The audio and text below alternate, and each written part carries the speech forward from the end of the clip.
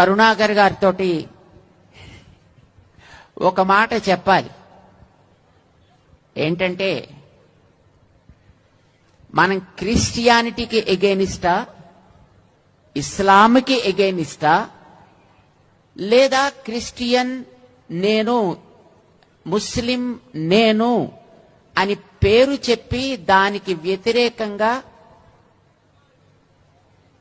తదితరమైన వ్యక్తులని హింసించే వ్యక్తులకి మనం వ్యతిరేకమా?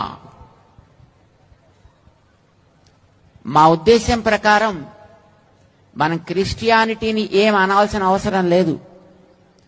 తన మతాన్ని తను పాటించుకుంటూ తన ధర్మాన్ని తను ఆచరించుకుంటూ ఉన్నంత వరకు ఎవరు ఎవరికి హానికరం కారు.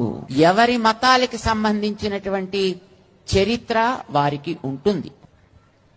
చెప్పు, నీ తల్లిని గురించి చెప్పు, నీ తండ్రిని గురించి చెప్పు. నా తండ్రి the best father, the best mother, చక్కగా చెప్పుకో.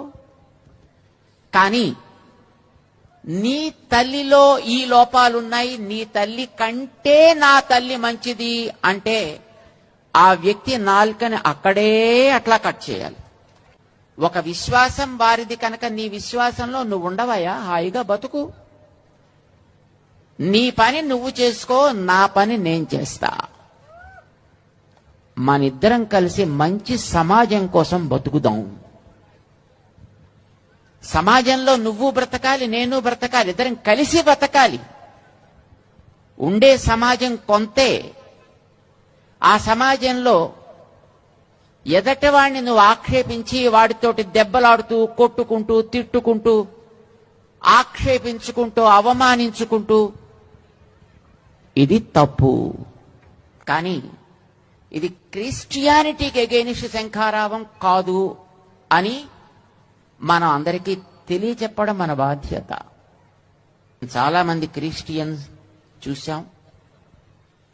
ఎందుకంటే అక్కడక్కడికి వెళ్ళినప్పుడు నిజమైన క్రిస్టియన్ ఎప్పుడు కూడా ఎవరిని ఆక్షేపించడు, ఎవరిని అవమానించడు.